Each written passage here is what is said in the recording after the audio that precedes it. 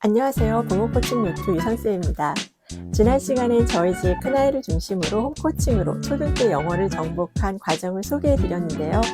시간이 없어서 미처 소개하지 못한 작은 아이의 영어 습득 과정을 먼저 말씀드리고 다른 이야기도 좀 해보도록 하겠습니다.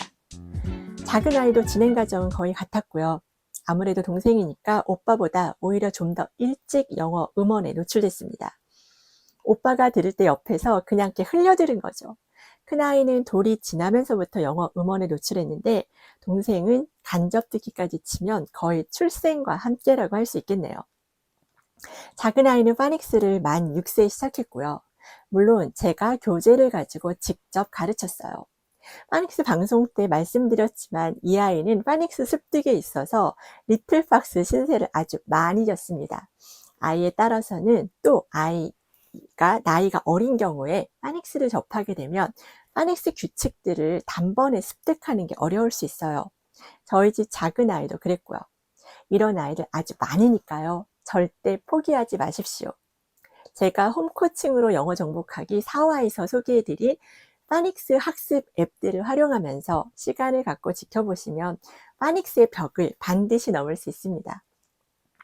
저희 집 작은 아이는 해리포터 시리즈를 5학년 때 읽었어요. 영어 학습 진행 과정이 같고 영어 코칭도 두 아이 모두 제가 했는데 만 7세 해리포터를 읽은 오빠와 눈에 띄는 차이가 나죠. 네, 실제로 둘 사이에는 영어 실력의 차이가 있습니다. 왜일까요? 한 가지 원인으로 꼭 집어 말씀드릴 순 없지만 가장 큰 원인은 역시 읽은 그 양의 차이라고 보고 있어요. 읽은 양이 비교가 되지 않을 만큼 오빠가 많이 읽었습니다. 그러나 오빠보다 상대적으로 늦게 해리포터 시리즈를 읽었다는 거지 초등학교 5학년에 읽은 게 또 늦었다고 할 순 없죠. 해리포터 리딩 레벨이 5 정도 되니까요. 또 디즈니 만화 영화는 물론 여자아이다 보니 바비 시리즈를 정말 좋아했어요. 거기 나오는 노래들이 꽤 많은데 거의 다 외워서 부르곤 했습니다. 청소년용 미국 드라마도 즐겨 시청했고요. 팝송도 좋아했어요. 충분히 넘치도록 들었다는 얘기죠. 큰아이는 영어 학원을 다닌 적이 없고 영어 학원에 대한 욕구도 없었어요. 근데 작은 아이는 본인이 원할 때만 잠깐씩 이용했는데요. 저는 사실 굳이 필요 없다고 생각했지만 학교 친구들이 다 영어 학원에 다니니까 아이가 한 번씩 이렇게 불안해 하더라고요. 물론 작은 아이도 해리포터와 그 정도의 영어 책들을 읽을 실력이 될 때까지는 영어의 기본을 홈코칭으로 다졌습니다. 초등학교 6학년인가 중학교 1학년 때인가 처음 간 영어 학원은 토플 준비 학원이었는데요. 레벨 테스트 결과 바로 최고반에 들어갔습니다. 자랑하려는 건 절대 아니고요. 집에서 어느 정도 이상의 실력을 갖춘 다음에 학원에 갔다는 말씀을 드리려는 거예요. 아이를 학원에 보낼 때 팁을 하나 드리면요. 영어든 수학이든 처음부터 보내지 마시고요. 먼저 가정에서 끌어올릴 수 있을 만큼 실력을 끌어올린 다음에 그런 다음에 학원에 보내더라도 보내세요. 학원은 보통 테스트를 거쳐 레벨별 수업을 하잖아요. 기초반에 들어가서 레벨을 하나하나 올리려면 돈도 많이 들고 아이는 아이대로 학원을 일찍부터 오래 다니게 되니까 결국 지치고 맙니다. 그렇다고 또 레벨업이 기대만큼 잘 되는 것도 아니고요. 학원은 내 아이에게 꼭 맞는 맞춤식 교육을 진행해 주지 않으니까 그래요. 당연히 부모님만큼의 애정도 열정도 없고요. 최대한 아이 맞춤식으로 집에서 실력을 끌어올린 다음에 보내셔야 출발 지점이 기초반이 아니라 상위반에서 시작할 수 있습니다. 이렇게 되면 학원비 절약, 시간 절약, 에너지 절약은 기본이고요. 아이가 자신감을 느끼게 돼요. 학습에 큰 동기부여가 됩니다. 그리고 아시죠? 대개는 학원에서 최고반 선생님들이 실력도 가장 좋으시다는 거. 곧바로 최고반에 들어가면 학원에서 가장 실력이 좋은 선생님에게 그야말로 엑기스를 가장 짧은 시간에 배울 수 있다는 장점이 있어요. 아무튼 작은 아이는 1년도 못 돼서 더 배울 게 없다면서 스스로 학원을 나왔습니다. 그리고 중학교 때 나름대로 수준 있는 책을 읽고 영어로 토익 수업을 한 뒤 발표도 하고 제대로 글을 작성하는 학원에 잠시 보냈어요.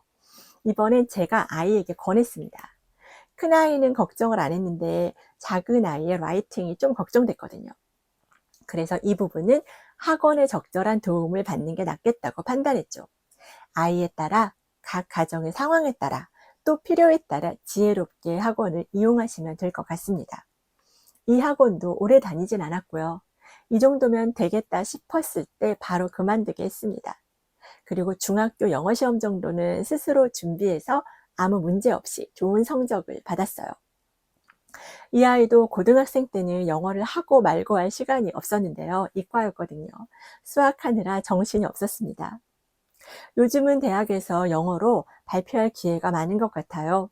영어 프리젠테이션, 또 학원 모두에서 이제까지 별 문제 없이 영어에 발목 잡히는 일 없이 잘 지내고 있습니다.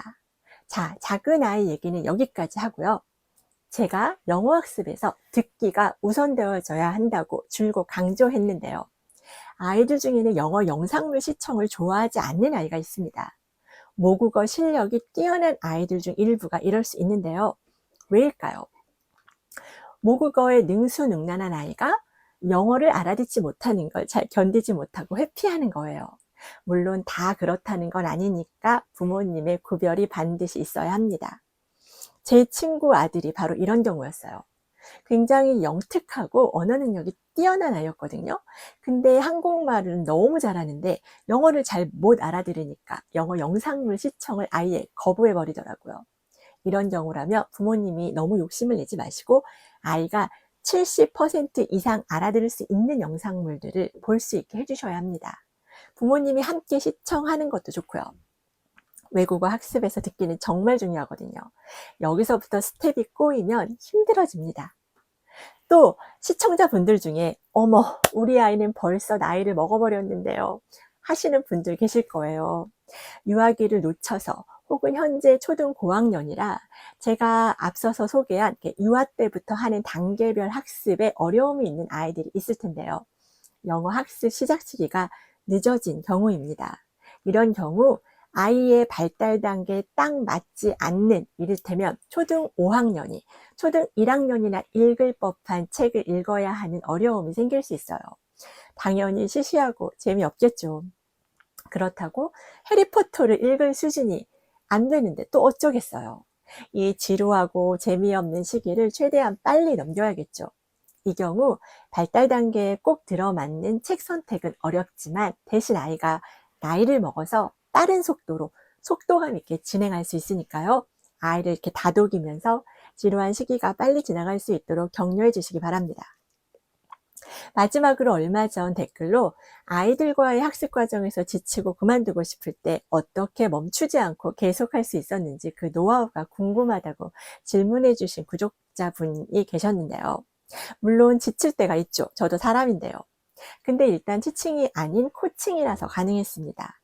티칭은 초기에 파닉스를 직접 가르친 것과 아이들이 학교 영어 시험을 준비할 때 꼭 필요한 문법 설명을 해준 게 다였어요. 이 정도는 크게 부담이 되지 않았고요. 이보다는 두 아이 각각에 맞게 단계별로 영어책을 선정하고 대여해서 나르는 게 힘들었던 것 같습니다. 홈코칭 영어가 부모의 많은 시간과 에너지가 투입되는 건 맞아요. 하지만 눈에 띄게 성장하는 아이들을 지켜보는 재미가 또 쏠쏠했습니다. 신기하기도 하고 신도 나고 그랬던 것 같아요. 그리고 제가 학창 시절에 영어를 정말 싫어했거든요. 저는 수학을 좋아했어요. 솔직히 지금도 저는 영어를 싫어합니다. 아이러니하죠. 영어뿐 아니라 외국어 학습은 다 싫어해요. 왜 그렇게 영어가 싫었을까 생각해 보면 학습 방법이 잘못됐기 때문이라고 결론 지었어요. 학교나 학원의 티칭 방식에 저는 동의가 되지 않더라고요. 그래서 아이들을 학원에 보낼 생각은 애초에 없었습니다. 아이들이 영어를 즐기면서 재미있게 익히길 바랬고 영어를 공부나 학습으로 생각하지 않을 방법을 찾아 실천했어요. 다행히 성공적이었고 저희 집 아이들은 영어를 공부로 느끼지 않고 있습니다. 저처럼 영어를 싫어하지 않아요.